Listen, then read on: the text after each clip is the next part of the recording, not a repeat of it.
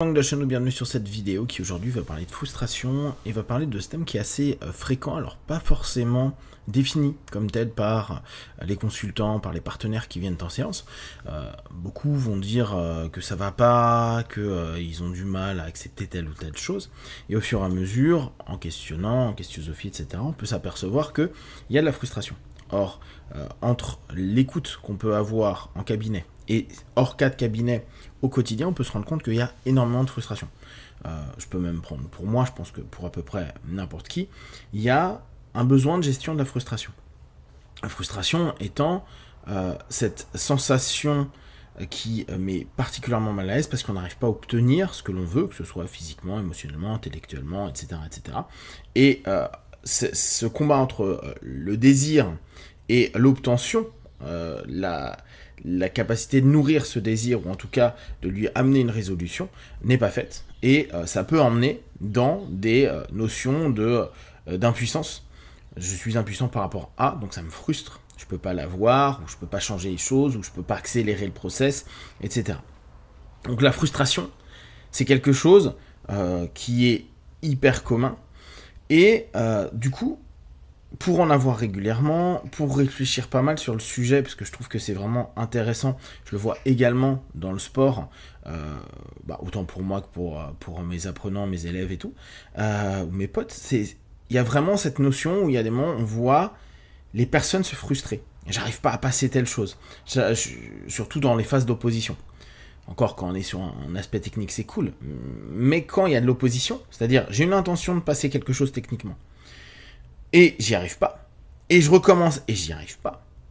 Il y a un espèce de truc qui dit, non mais qu'est-ce qui se passe, je suis nul, et où ça marche pas, ça étant le système technique ou autre, ou les actions que je fais, ou qu'importe, hein, là je vous ai pris le sport, mais ça peut être dans tous vos domaines de la vie, et ce qui amène à se renfermer, à se désespérer. Et là, parfois, il y a ce moment de se désespérer. Il y a quelques semaines maintenant, ou mois, je vous avais parlé de cette notion de se désespérer, où moi, c'est pas tellement quelque chose que j'ai, personnellement. Pourquoi ? Parce que j'ai pas des masses d'espoir. Du coup, c'est assez cool, parce que ça permet de recadrer la notion qu'on a par rapport à l'attente. Donc, ce qui amène au fur et à mesure ma réflexion, c'est de dire, ok, quel est le cadre ? On reprend le Condor, d'accord ? Donc méthode Condor, c'est quoi le cadre ? C'est quoi le cadre qui amène à ce qu'on rentre dans de la frustration ? Et on va prendre un macro cadre. Et le macro cadre, c'est de penser que on va obtenir les choses parce qu'on le désire et qu'on met en place des actions. Et peut-être pour vous, ça va tilter à dire, mais bien sûr, si je fais des choses, c'est pour l'avoir, c'est pour l'obtenir. Mais ça sous-entend que dans votre cadre de pensée, vous le faites en pensant que ce que vous allez faire va obtenir quelque chose. C'est-à-dire que tout acte a la conséquence attendue. Et j'insiste bien, la conséquence attendue. Ça fait un peu enfant gâté. C'est-à-dire, j'ai pas mon truc, mais je vais crier ou je vais m'énerver, des trucs, et au bout d'un moment, la société, les parents, les caretakers vont me donner ce que j'attends. Alors, je peux pas du tout savoir si c'est quelque chose très 20e siècle, mais vu qu'aujourd'hui, dans le 20e siècle, on a énormément de désirs, pluriels, quasi infinis. Il suffit d'aller sur Amazon, hein, on voit la liste sur AliExpress, ça c'est du matériel, mais même au niveau émotionnel, au niveau amoureux, au niveau relationnel, on voit qu'il y a une multiplicité des options disponibles dans les cadres qu'on choisit. Et du coup, si un truc ne va pas, je vais sur une autre option, etc. Par le passé, je pense qu'ils en avaient un peu moins. Mais là, c'est vraiment une idée. Par contre, ce qui est intéressant et qui nous ramène au passé, c'est de se dire que les religions et les spiritualités parlent rarement de joie et de bonheur dans la vie.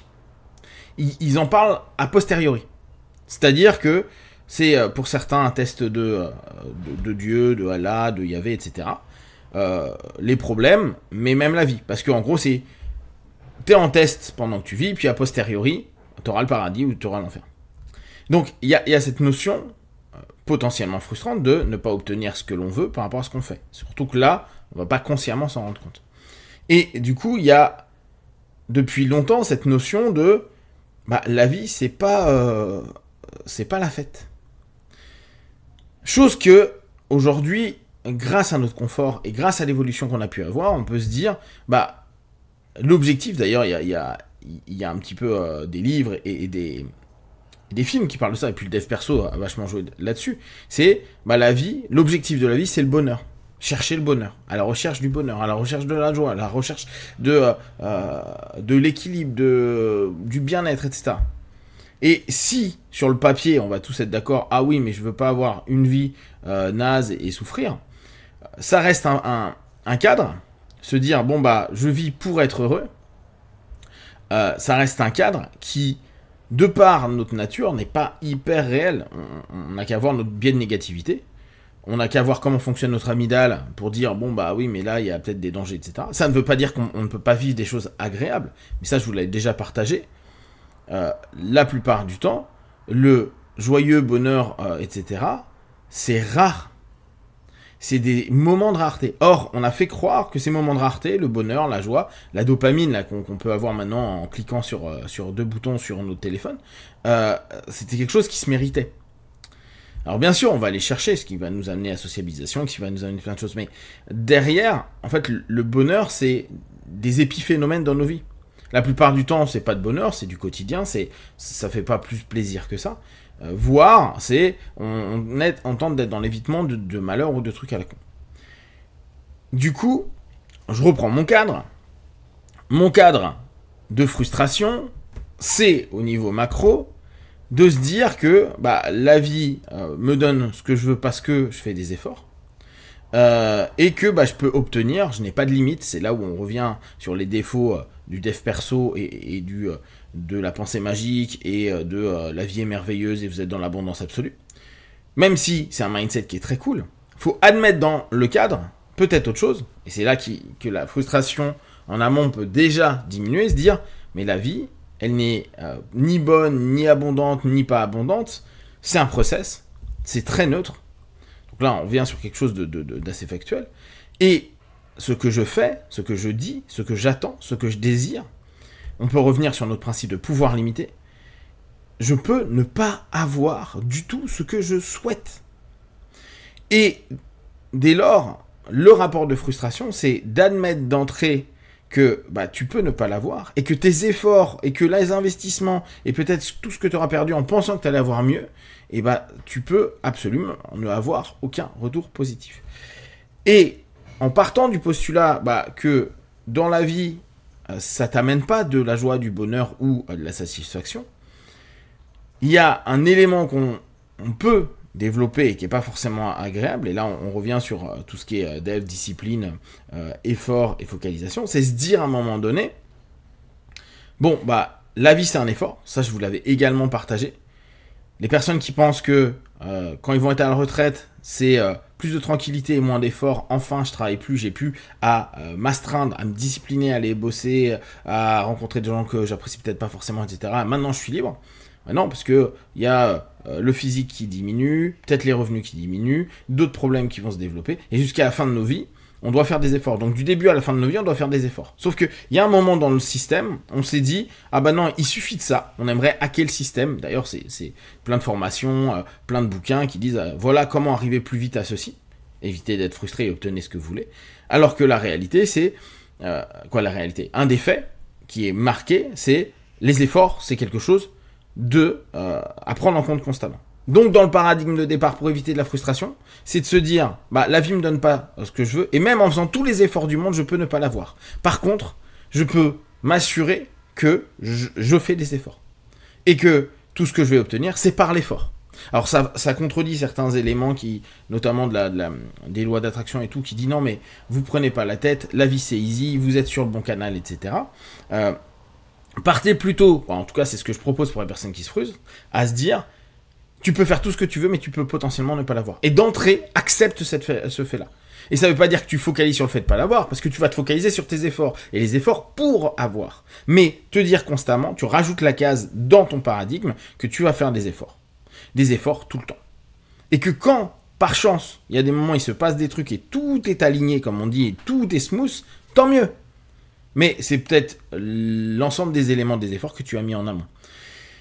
Par contre, il est possible que tu fasses des années d'efforts pour ne pas obtenir le résultat que tu veux.